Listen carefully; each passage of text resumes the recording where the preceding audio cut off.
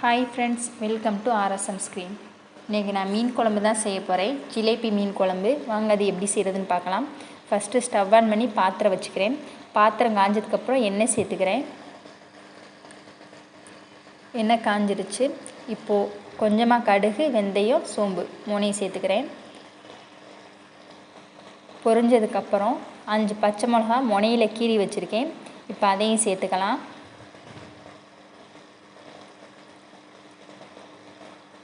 அப்புறம் சின்ன வெங்காயம், பூண்டு அதையும் சேர்த்துக்கலாம். பூண்டு 10 போல் உரித்து வச்சுருக்கேன். 10 பல் பூண்டு அதையும் சேர்த்துக்கிறேன். நம்ம மீன் குழம்புக்கு பெரிய வெங்காயம் வேணாலும் சேர்த்துக்கலாம், ஆனால் சின்ன வெங்காயம் சேர்த்தா தான் டேஸ்ட் நல்லாயிருக்கும். இப்போ இது ரெண்டையும் நல்லா வதக்கிக்கலாம். வெங்காயம், பூண்டு, பச்சை மிளகாலாம். லேசாக மஞ்சள் தூள் சேர்த்துக்கிறேன். இப்போ இந்த வெங்காயத்தோட கலர் நல்லா மாறுற வரைக்கும் வதக்கிக்கலாம்.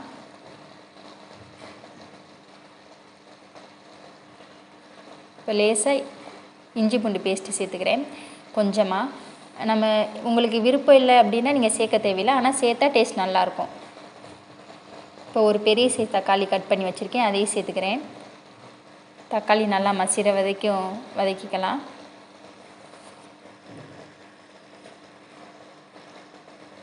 மூடி போட்டு வேக வச்சுக்கிறேன்.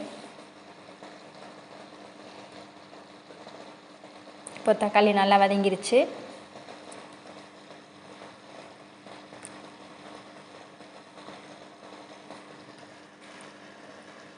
இப்போ குழம்புக்கு தேவையான மசால் பொடி சேர்த்துக்கலாம். இது நான் மல்லித்தூள், மிளகாத்தூள் ரெண்டுமே சேர்த்து அரைச்ச பொடி.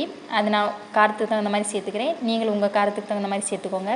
இப்போ நல்லா அந்த பச்சை வாசனை போகிற வரைக்கும் அதிலே வதக்கிட்டு இப்போ ஊற வச்சுருக்க புளியை சேர்த்துக்கலாம். கரைச்சி ஊற்றிக்கலாம். உங்கள் புளிப்புக்கு தகுந்த மாதிரி. ஆனால் லைட்டாக கொஞ்சம் மீன் குழம்பு லைட்டாக புளிப்பாக இருந்தால் தான் நல்லாயிருக்கும். இப்போ கரைச்சி ஊற்றிக்கிட்டேன். இப்போ குழம்புக்கு தேவையான அளவு உப்பு.